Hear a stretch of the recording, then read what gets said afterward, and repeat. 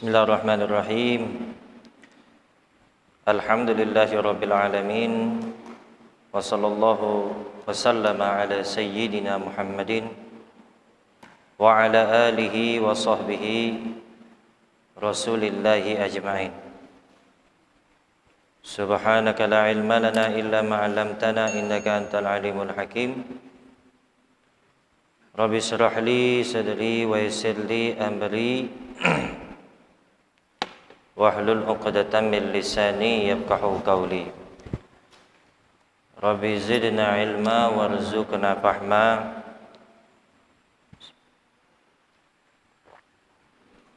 Ya Fattah ya Alim, ya Fattah ya Alim, ya Fattah ya Alim, iftah lana futuhan qariban ya arhamar rahimin. Amma ba'du. Alhamdulillah, malam hari ini kita masih dapat beraktivitas, yaitu salah satu pengajian rutinan kita dalam membaca materi fiqhiyah Syafi'iyah. Adapun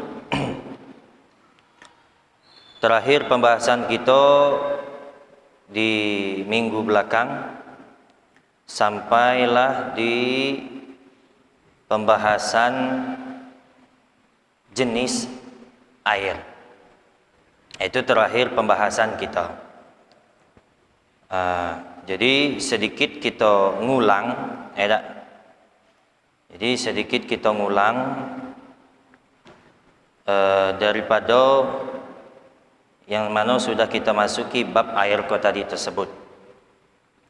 Jadi katanya kemarin kita baru sudah masuki bab air. Pengertian air ialah pengertian airnya dulu, apa yang dikatakan air. Kemarinlah sudah kita bahas, yang namanya air, air lah. Cuman ulama tetap mendefinisikan atau memberi pengertian yang dikatakan air tadi apa. Tidak semuanya yang dikatakan encer itu air. Jadi adonalah yang dikatakan air itu, ya. Apa katanya kemarin itu kan secara cepat baik kita katalah sudah kita masuki kemarin.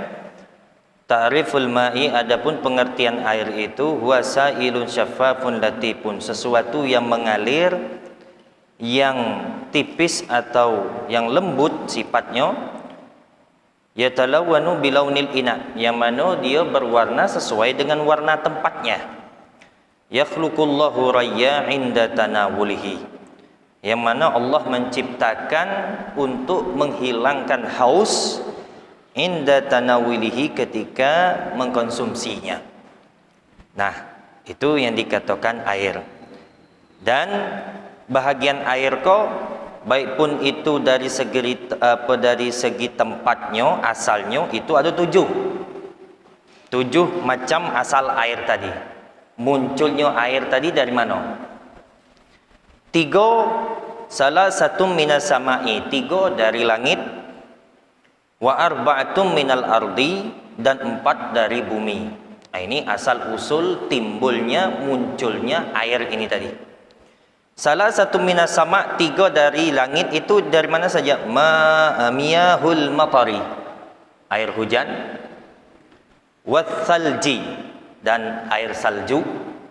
Salju itu asalnya air. Wal baradi, dan air embun. Embun itu juga bersifat air. Kemudian yang dari bumi ada 4. Mana saja itu? Miyahul bahri, air laut, wal bi'ri, dan air sumur, wan nahari, dan sungai, wal aini, dan mata air. Jadi ada 7. 3 dari langit dan 4 dari bumi. Itu asal usulnya timbulnya air. Dan juga kemarinlah sudah kita masuki, ya, salah satu daripada bahagian air ini tadi. Jadi secara keseluruhan air ini pula hukumnya terbahagi 2. Apa itu? Secara hukumnya ada suci lagi menyucikan dan ada suci tidak menyucikan. Itu air sifatnya. Secara hukum. Tadi bahagian munculnya asalnya dari mana? Kalau secara hukumnya ada suci lagi menyucikan dan ada suci tidak menyucikan. Yang suci lagi menyucikan, dia bersih dan bisa untuk menjadi alat bersuci. Apa itu tadi? Itu dinamakan air mutlak. Ya, air mutlak. Air mutlak tadi itu bisa dikatakan termasuk daripada air yang keluar dari 7 tempat tadi. 3 dari langit dan 4 dari bumi. Kalau keluar dia dari 7 tempat tadi, itu dikatakan air mutlak. Air hujan bisa untuk bersuci. Salju dikumpul-kumpuli dan tu dihangatkan di cairan jadi air, bisa dibuat bersuci. Embun, tak? Kumpul-kumpulan embun bisa dibuat bersuci. Air sungai tidak diragukan lagi. Sumur, apa lagi? Mata air, Masya Allah bisa diminum. Sebagian kita buatnya langsung. Air laut termasuk daripada kategori air suci lagi menyucikan. Walaupun sifatnya beda dengan sifat air-air yang lain. Walaupun asin, ya, boleh dibuat bersuci. Karena asinnya tidak dibuat-buat. Beda dengan asin yang dibuat-buat. Misalnya ada air tawar, tak? Masuk gula, masuk teh, mantap tu.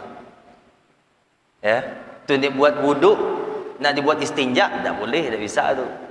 Ya, apalagi yang bersifat makanan, tak boleh. Bersifat makanan, minuman, tak boleh dibuat istinja, haram hukumnya. Haram. Ya. Nak kencing, nak berbasuh, tak ada. Tengok ada teh gelas. Wah, macam mana kau? Ada samping kau teh gelas, ya, tinggal setengah, dah ada habis orang minum. Ambillah untuk bersuci. Haram hukumnya.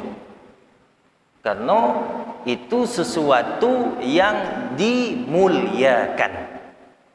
Salah satu benda yang dimuliakan ialah makanan, apalagi makanan manusia. Ya, itu kemarin menyangkut juga air itu. Itu bisa digunakan apapun, karena itu termasuk air mutlak. Ya. Kita balik lagi ke masalah sesuatu dimuliakan. Kemarin kita pernah bahas. Bukan makanan atau minuman manusia beda. Cuman tidak semua makanan makhluk hidup. Itu pula. Ada kita kok makanan jin. Tu. Ya. Masya Allah. Tu snack kita malam kok. InsyaAllah. Ya. Jadi kita diajarkan sama guru kita, kalau sudah selesai makan daging, makan ikan, makan ayam, kalau membuang itu sisa makanan tadi, tulang-tulang tadi, apa bacanya? Bismillahilladzi la ilaha illahu. Buang. Itu langsung berubah menjadi makanannya jin Islam. Itu kita diajarkan sama guru-guru kita. Cuman kalau kita nyampaan macam tu sisa makanan tadi, sisa tulang rusuk tadi, bekas sop tadi kan, walaupun sumsumnya lah kering lah habis kena sedot. Ya, kalau nyampak macam tu tetap jadi makanan jin. Tulang-tulang tu menjadi makanan jin. Cuman bukan jin Islam. Makanya kalau kita terkadang segala amal kita tu lah ada galo tuntutan dari agama kita. Subhanallah. Bahkan di dalam kita sisa makanan ya, diajarkan untuk bersedekah pula kepada salah satu makhluk Allah, yang mana itu termasuk saudara kita ialah jin Islam tadi. Cuman dengan syarat baca Bismillahilladzi la ilaha illahu. Itu juga salah satu, mungkinlah tentu juga kok Nyai Medo kok. Apa? Kita diajarkan sama guru kita kalau masuk WC atau masuk kamar mandi, kan kita tuh buka aurat kita tuh. Ada. Kalau mau tertutup atau tidak bisa dilihat sama makhluk lain aurat kita, baca tuh. Nah, itu kita diajarkan sama guru kita. Masuk WC bukan hanya Allahumma inni auzubika minal khubusi wal khaba'is, beda. Ditambah bismillahilladzi la ilaha illahu. Nah, itu ditutup hijabnya oleh Allah Subhanahu wa taala. Jin tidak bisa ngelihat aurat kita. Ditutup. Nah, itu salah satu amalannya. Ya, nah, begitu juga untuk makanan kita tadi. Contohnya ada tulang jawi, tulang kerbau, bekas makan gitulah kan. Cuma lah lama lah kering, lah bersih. Lemak-lemaknya dah ada lagi sisa, dagingnya dah ada lagi sisa, apanya dah ada lagi, lah habis dah. Bersih lah pokoknya, kering. Apakah boleh kita itu jadikan untuk alat istinja? Tidak boleh. Haram hukumnya. Ya, tidak boleh. Karena itu kategori ya memang lahiku kan ada bukan makanan lagi. Ya, makanan jin tapi. Nah, itu salah satunya. Ya, yang dikatakan suci lagi menyucikan. Itu yang pertama. Kemudian ada air yang suci cuman tidak menyucikan. Nah, itu tadi seperti yang sudah kita bahas tadi yang berkaitan dengan makanan salah satunya. Seperti air teh, air susu, air madu, air kelapa, ya. Nah, itu tidak termasuk daripada air mutlak. Ya, tidak dikategorikan air mutlak. Itu hanya untuk dikonsumsi, bukan untuk istinja atau bersuci. Nah, jadi dua jenis hukum daripada air itu tersebut. Oke, itu pembahasan kita terakhir kemarin. Taib, sampai di sini sebelum kita masuk ke pembahasan air mutlak cuman makruh memakainya. Ada pertanyaan pembahasan tadi? Kira-kira? Air kuah termasuk air mutlak. Ya. Boleh. Nah, ini bisa. Kalau air ini dia air mutlak. Jadi multifungsi. Mau digunakan apapun boleh. Ya. Mau digunakan apapun boleh. Nah, air tawar tidak bercampur apa-apa. Ada lagi kira-kira? Medo? Meo? Dah ada? Okey. Taib. Nampaknya dah ada, kita lanjut. Edak. Kita lanjut ke yang apa? Ada bertanya? Ada. Dah ada. Lanjut. Aqsamul ma'il mutlaqi min haisul karahah. Katanya ada bahagian atau beberapa bahagian air mutlak min haisul karahah, tapi makruh kita menggunakannya. Makruh. Yang qasimu ila qismaini, terbahagi dua. Ghair makruhin istimaluhu, makruhun istimaluhu. Pertama, air mutlak ini ada yang tidak makruh menggunakannya, dan yang kedua makruh menggunakannya. Nah, jadi pembahasan kita ni yang makruh menggunakannya. Adapun yang makruh menggunakannya lah sudah kita bahas tadi. Sekarang yang makruh. Ada berapa yang makruh menggunakannya? Ada 4. Pertama, al-ma'ul musammasu. Al-ma'ul musammasu artinya apa? Air yang panas terkena matahari. Iko yang kadang kita garangnya atau apanya kadang WC-nya atau penampungan airnya itu di luar, ya. Sering kena hujan panas, pokoknya ya di luar, sering kena matahari, ya. Nah, itu gimana? Nah, ini makruh menggunakannya. Ya. Makruhnya dari mana? Segi menggunakannya. Menggunakannya untuk apa? Ini untuk bersuci saja. Atau maksudnya untuk memakai di badan. Nah, itu makruh hukumnya. Yang panas terkena matahari. Nah, bukan apa? Bukan karena dijerang atau dihangatkan atau apa, ya, bukan. Nanti akan datang maksud sebab-sebab daripada kemakruhannya tadi akan datang. Yang pertama yang jelas, air yang panas terkena matahari itu makruh. Apa alasannya? Li khaufil barosi. Dikhawatirkan terkena penyakit baros. Baros itu bahasa Arabnya. Kalau bahasa kita bisa dikatakan seperti kusta, lepra, pokoknya penyakit kulit. Penyakit kulit yang bisa kadang itu sulit obatnya. Itu ditakutkan, khawatirkan. Karena kenapa? Allah sudah menyatakan dalam ayatnya, wala tulqu biaidikum ila tahlukah. Jangan kau sodorkan dirimu kepada kebinasaan.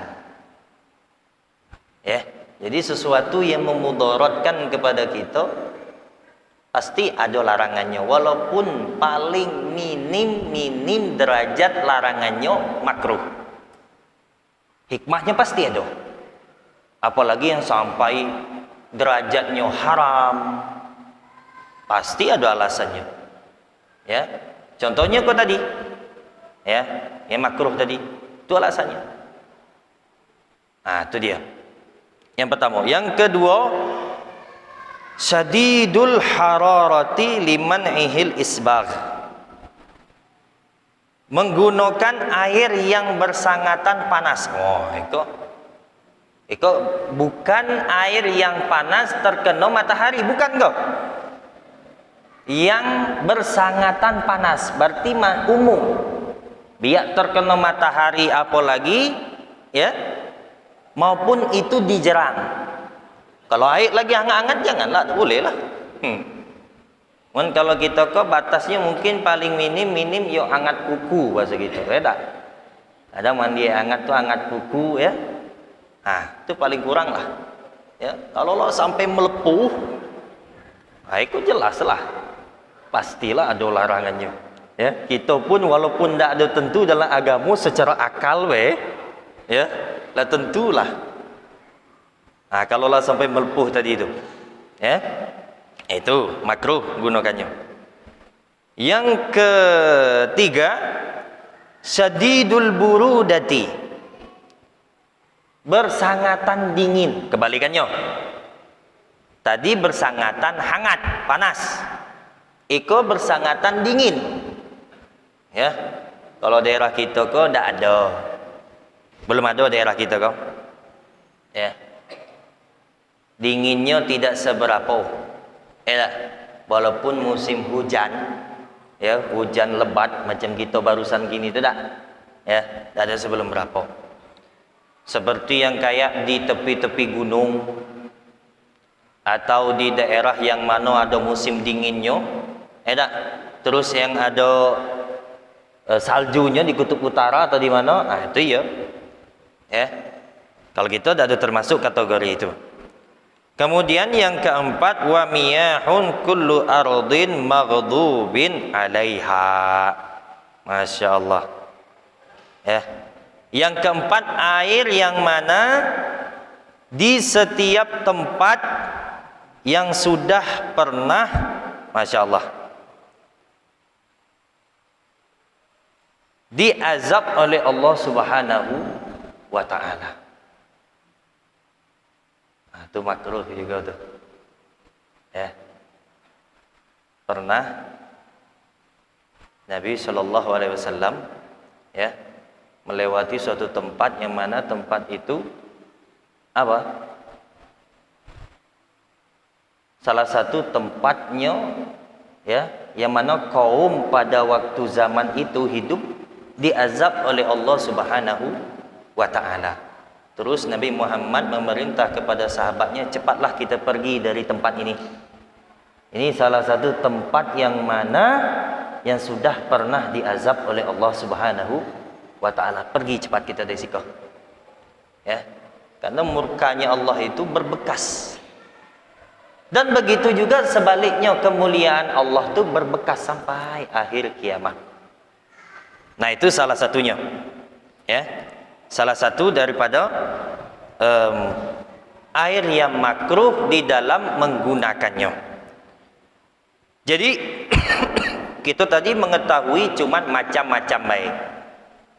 Sekarang baru kita masuk ke syarat-syarat yang mana apa sebab kemakruhan air ini tadi. Yang pertama, ayyata'assara bihararatis syamsi. Sebab kemakruhan air ini tadi pertama disebabkan panasnya matahari. Tuh. Kalau panasnya air ini tadi disebab dijemur, berjemur tadi kita talaan di luar sebab matahari itu tadi, nah itu baru makruh hukumnya. Itulah sudah kita bahas tadi. Yang kedua, ayyusta'mala halata ta'assurihi bil hararati. Nah, makruhnya bukan di setiap waktu. Kapan aja makruhnya? Pas ketika air itu hangat. Nah, kita kalau nemu air hangat, nah itu makruhnya. Kalau nyolah sejuk, tidak lagi. Hilang makruhnya. Bukan berarti lagi kalau lah nampung air kau hangat, wah ilah hangat kena matahari campaklah. Tak, tunggunya sejuk. Tunggunya dingin, baru ya hilang kemakruhannya. Itu sebab yang kedua.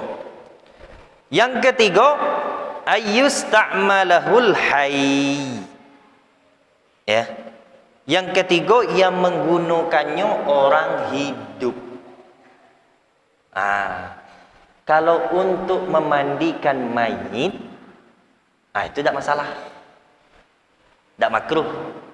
Cuman hanya saja dari bab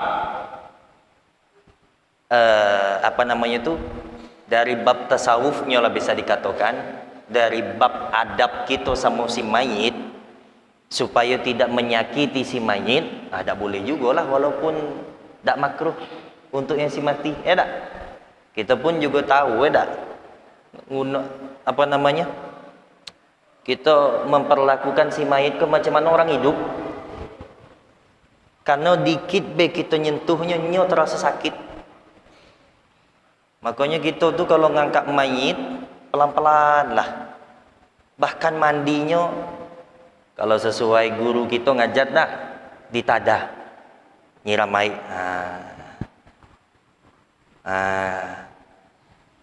Aduh, saya ketemu, masya Allah, selang pula teh, macam nyiram bunga. Iyo, la haula wala quwata illa billah. Ya, tidak apalah, nyola mati go katanya. Ya, ditadah. Ikut dak, ada saya ketemu ni tu, pakai selang. Macam nyiram bunga. Ya. Apalagi pas istinjaknya tu, masya Allah, disompotnya sot, ditekannya ujung selang tu tak, nembak tu la haula wala quwata illa billah. Moyo, masya Allah. Ya, walaupun ini biar cepat bersih, iya betul, cuman cara perlakukannya itu salah, tidak sesuai dengan tuntutan ajaran agama kita. Pelan-pelan. Jadi kembali kepada air, gunakan air tadi, walaupun dia makruh hanya untuk orang hidup, bukan berarti dianjurkan kepada atau dibolehkan kepada orang yang meninggal. Tak bisa juga, nyakiti si mayit juga. Kecuali memang tidak ada air lagi, hanya air itu, dan waktu mepet misalnya. Kalau bisa tunggu, misalnya tidak ada air lagi. Ini kebetulan yang meninggal kok musim kemarau. Air sulit. Air adalah tertampung cuman hangat. Tunggu sejuk. Jangan tunggu hangat tuh pegang. Tunggu sejuk. Nah itu yang sebenarnya. Man kalau waktulah mepet, ya, tidak ada apa lagi, pokoknya wah inilah malam tidak bisa, harus dikuburkan, cepat dimandikan. Nah, baru silahkan. Itulah darurat namanya. Ya, lalu darurat namanya.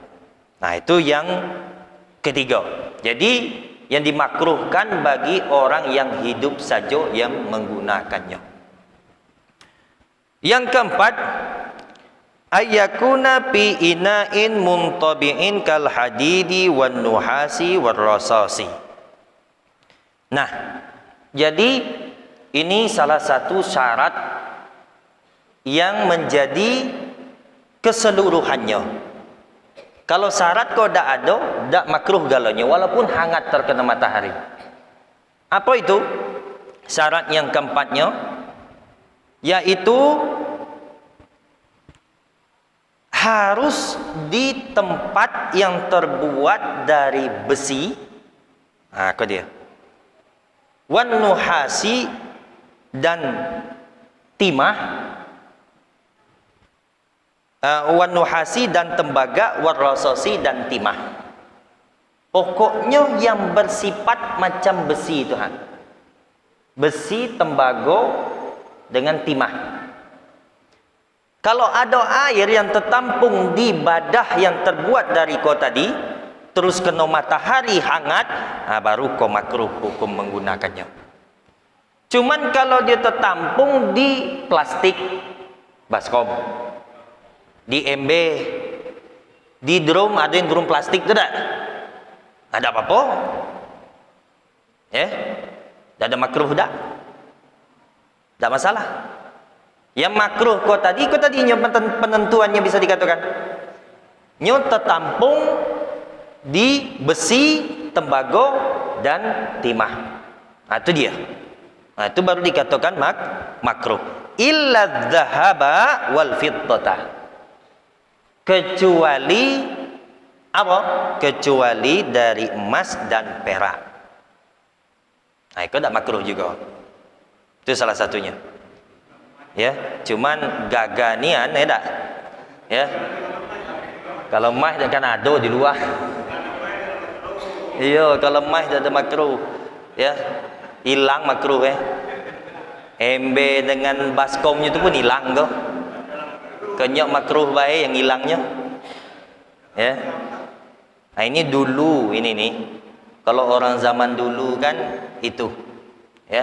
Emas dan perak itu biasa. Kalau dulu, bahkan mata uang dulu macam mata uang dulu dirham, dinar, nah, itu terbuat dari emas dan perak, mudah dulu emas perak, ya. Makanya dulu zaman Fir'aun itu peti mati dari emas, mudah emas ya dulu. Nah, ginilah payah, tidak bisa, ya. Kini di Arab di Timur Tengah namo kini itu, kayak seperti mata uangnya Kuwait. Dinar, namo lagi, duitnya kertas lah. Tidak ada emas perak lagi dah, ya. Nah itu, kecuali itu. Nah ini syarat yang keempat apabila dia makruh. Terus yang kelima, ayyakuna fi waqtin harin. Nah, harus ia pada waktu panas. Maksudnya cuaca. Dia hangatnya tuh pada cuaca panas, maksudnya cuaca kemarau lah. Macam cuaca sebelum kita beberapa hari kan, sebelum hujan beberapa hari kan hangatnya. Ya. Ikut subhanallah masih lanjut. Biasanya bulan lah habis tahun baru Januari kok sebenarnya tak ada lagi musim hujan. Tak. Kini tuh subhanallah manjang, mudah-mudahan rahmat lah, mudah. Ya. Nah, harus pada cuaca panas, bukan cuaca dingin.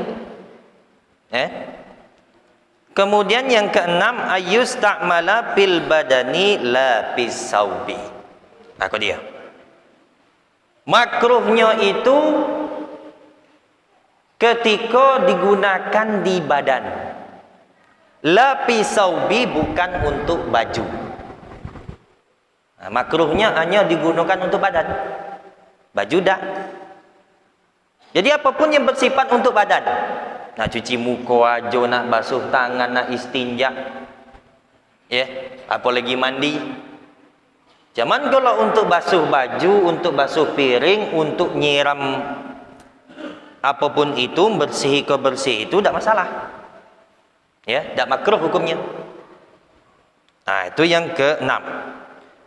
Yang ke-7, itu baru keluar dari kita kok. Kita selamat dari itu.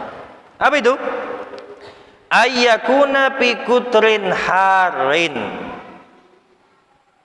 Harus yang dikategorikan makruh ke tadi di negeri yang mana terkenal cuaca panasnya. Macam mana? Di sini contohnya kal Hijazi, seperti negeri Hijaz. Hijaz ni ialah seperti Mekah, Madinah, pokoknya daerah Timur Tengah itulah. Arab Saudi secara keseluruhannya, ya, itu Hijaz. Kalau dulu atau ulama-ulama kita ngomong, kalau ada ulama dari Mekah, Madinah, dia ngomong ulama negeri Hijaz. Nah, jadi harus memang di tempat yang mana negeri itu terkenal panasnya. Dan salah satu contoh lagi, wa Hadramauti, Masya Allah. Dan Hadramaut. Hadramaut ini tempat saya belajar. Salah satu nama provinsi di negeri Yaman. Masya Allah, saya 6 tahun di sana. Kalaulah tiba musim panas, aku lah mulai musim panas gini tuh. Nyo musim panas kok di Arab kok hobi pas nak dekat puasa. Wah, itu tantangan gedang lah. Cobalah musim dingin di musim puasa, dah do cito dah. Makanya ya, rupa-rupanya secara bahasa Arabnya ditelusuri, memang Ramadan itu diambil dari kalimat ar-ramdha. Apa arti ar-ramdha? Itu bersangatan panas. Nah, itu asalnya. Jadi di Timur Tengah tu tak ada lepas tu. Kalau lah masuk bulan puasa tu hangatlah, dah ada cerita. Coba tanya yang pernah umrah bulan puasa. Coba tanya kalau percaya. Cuman kalau menurut saya, kalau lah sekarang lain nak, dah ada terasa amat. Soalnya di Saudi macam di Makkah, ya, yolah nyembur galau tu kipas angin bayi tu. Jadi dah ada terasa amat. Coba ya, pergi ke Yaman. Wah, Masya Allah. Ya. Angin malam pun hangat. Subuh-subuh anginnya hangat. Panas. Kalau ada musim panas itu, wah, Masya Allah. Begitu juga kebaliknya, kalau musim dingin, aduh. Kita dulu waktu ngaji, kaos kaki, baju pakai celana, terus pakai sarung, ya, baju pakai celana baju dalam, pakai pula baju iko, pakai sweater, pakai jaket, baru pakai selimut, baru terasa hangat. Itu kalau musim dingin, kulit ngelekak, karena musim di sana kering, tak lembab macam musim salju di seperti negara Eropa sana, dah kering. Pokoknya ya, tempat-tempat ini memang dahsyat cuacanya. Alhamdulillah di tempat kita tak ada seperti itu nian. Ya, daerah kita kan daerah tropis lembab. Ya, jadi sedang-sedang baik. Makanya orang sana nyebut negara kita kok jannatud dunya katanya. Indonesia jannatud dunya. Lah kenapa? Oh, enak katanya. Hijau-hijau, cuaca enak, segala ada, ya, buah-buahan ada, ya, segala ada bukan kita kok, laris segala laku. Pokoknya cocok nak kata itu segala ada. Galonya ada. Apapun macam model gitu galonya ada Indonesia ya tak? Ya. Jannatud dunia, surganya dunia katanya. Syukur kalian di situ. Cuman berkatnya doa Nabi Ibrahim alaihissalam, makanya kebutuhan di Timur Tengah tu terpenuhi. Nah, apa baik ini tu di Mekah tu ada gak lo? Nasi Padang ada. Nak tempoyak pun ada. Ya tak? Tak ada sulit. Ya. Itu berkatnya Nabi Ibrahim alaihissalam. Tak sulit. Buah-buahan padahal tanahnya tandus. Payah bercocok tanam. Ya. Subhanallah. Nah, itu ada main-main doa ya orang yang dekat kepada Allah Subhanahu wa taala. Jadi kalau di tempat kita ni dah ada termasuk kategori kok. Cuaca kita dah ada dahsyat. Kecuali kau dia kalau yang belajar apa kok? Setahu saya lah ya tak. Katanya yang tepat di daerah yang tepatnya di garis khatulistiwa atau hangat katanya. Katanya. Kita kan dah ada pernah mengalami ke situ. Salah satunya yang saya tahu seperti di Indonesia kok di Pontianak. Di Pontianak tu tepat dia di garis khatulistiwa. Itu panas. Panasnya kuat. Entahlah kalau di tempat lain. Kalau kita tengok tu kalau di global dunia tu dah yang bulat tu kadang ada di sekolah-sekolah tu. Itu ada tu garis khatulistiwa tu kan. Tengok di mana tempat betul yang tepatnya. Di situ hangat tu berarti. Panas. Ya, itu termasuk. Cuman kalau kita di luar daripada garis khatulistiwa ini tidak masuk dikategorikan panasnya kok yang dimakruhkan. Jadi kita kok terlepas jauh aman. Walaupun air tu hangat, di tempat besi atau drum besi, ya bisa dikatakan tidak termasuk. Cuman kalau was-was, ragu-ragu, ya tinggalkan. Tunggu sejuk. Ya. Cuman kalau pada asalnya kita tidak termasuk kategori kau tadi. Hanya di tempat tertentu saja. Nah, itu yang ketujuh.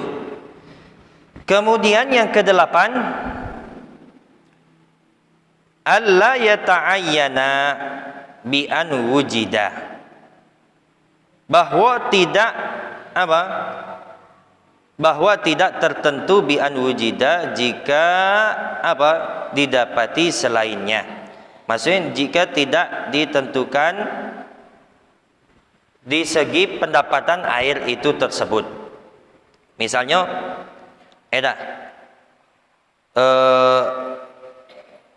kita harus memakai air itu tersebut ya. Sedangkan air yang lain ada. Nah, cuman sama-sama panas. Ya. Itu tidak makruh. Ya.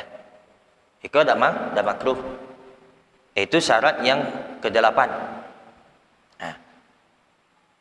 Yang ke-9, alla yakhshal alam, bahwa tidak ditakuti tidak dikhawatirkan sakit. Kalau dikhawatirkan menyakiti air itu tersebut, haram hukumnya jadinya. Kita tahu air ini tidak memberi mudarat. Apapun sebenarnya sifatnya. Apapun itu. Kalau tidak kita meyakini bahwa menggunakan sesuatu tadi, termasuk air tadi tidak mudarat, itu makruhnya. Cuman kalau tahu, wah, ini air ini panas. Terus di dalam drum besi. Tempat kita kok terkenal tempatnya hangat. Bahkan kita tahu, wah ini bisa menyebabkan penyakit kulit. Ini tidak makruh lagi seperti kalau macam kau. Iko haram sudah. Sama dengan kita minum racun. Sama tu jatuhnya. Kita tahu dalam air kok ada racun. Cuman ya tahu gitu kok. Kita minum juga haram lah hukumnya. Macam itulah gambarannya. Cuman kalau kita tak tahu, tak tahu, dah tak apa-apa. Ya, makan. Kalau bisa tinggalkan. Maksud daripada makruh ini ditinggalkan. Kadang ada kita saudara kita, jalan ke rumah saudaranya, kantinyo, konconyo, sekerja, jalan ke rumahnya. Cuman di rumahnya kok konconyo kok agamanya lain, bukan Islam. Mun dia tahu, dia seringlah makan celeng, makan apa, tahu suatu hari nyo ngajak ke rumahnya, disuguhkannya, masya Allah, gulai daging, entah daging mentah, sambal iko segala macam, ya, sop pula, mantapnya lah pokok baunya. Kok perut laparnya kok, balik dari kerja, Kalau kita ragu-ragu, kok daging apa lah ya? Ayo kayak gitu loh, kok gitu. Iya, kita udah tentu misalnya, tak apa-apa makan deh. Cuman kalau kita tentu, tercelik, misalnya pas nak ke belakang kau tadi kan, numpang kencing bentar, tengok ada kepala celeng situ. Apa? Sudahlah, taubat lagi tu. Cuman kalau kita lah tahu sebelumnya, wajib kita tinggalkan. Wajib. Baik kok, ada kepala kok, astagfirullah. Kok bebenar dikit kok. Tinggalkan. Cuman kalau misal kita ragu-ragu tadi itu, cuman kita tahu kebiasaan dia makan itu, bisa jadi makruh. Afdal tinggalkan juga. Macam mana kaget, takut apa katanya? Takut menyinggung perasaannya, takut dia kecil hati, takut walaupun tetap haram, tak bisa kita dahulukan. Kita tetap komitmen dengan hukum agama kita, ketentuan agama kita. Bahkan kalau kita komitmen dengan agama kita, dia bisa menghormati kita. Ini beda. Kecuali dengan muamalah. Kita dari segi kerja, bergaul, itu mungkin. Dari segi bercakap kita, itu mungkin kita kita imbangi, jaga perasaannya. Cuman kalau masalah sudah halal haram, sama kita duduk dengan kanti minum-minum, ada enak dengan kanti minum lah, kau kenyok namanya, tetap cemen kau, dak jantan kau, kan biasa kadang muda-muda tu kan. Cemen kau, dak jantan kau. Biarlah. Ngapain kita ikut? Begitulah gambarannya tadi. Jadi katanya apa? Fa in khasyal alam haruma alaihi taharatu minhu. Kalau misalnya lah jelas itu menyakiti, air yang panas kau tadi bisa menyebabkan penyakit kulit atau apa, lah sudah yakin haruma alaihi taharatu minhu, diharamkan atasnya untuk bersuci daripada air itu tersebut. Jadi itulah jenis-jenis air yang dimakruhkan menggunakannya di dalam apapun itu kepada badan. Jadi selain badan itu tidak makruh. Oke, taib. Jadi cukup di sini dulu pembahasan kita pada malam hari ini, karena sudah masuk waktu Isya. Tak? Masuk tak? Ya. Dah masuk waktu Isya, ya. Besok insya-Allah di pertemuan akan datang kita ulang lagi secara ringkas, dan siapa yang nak bertanya silahkan, ya, baik pun itu yang berkaitan di pelajaran atau materi yang kita bahas pada malam ini, baik pun itu yang telah lalu, ya, boleh saja. Kita tutup pengajian kita dengan baca Al-Fatihah bil qabul wa tamami kulli sul. Annallahu iftah lana futul arifin faqina fid din wa ja'alna minal ulama'il amilin al-mukhlisin wa ala man ta'wil ala man wasyafuna wa ala man salafuna salih wa yahtulana bil husna bil lufi wa afiya wa ila hadratin nabiy sallallahu al-Fatihah.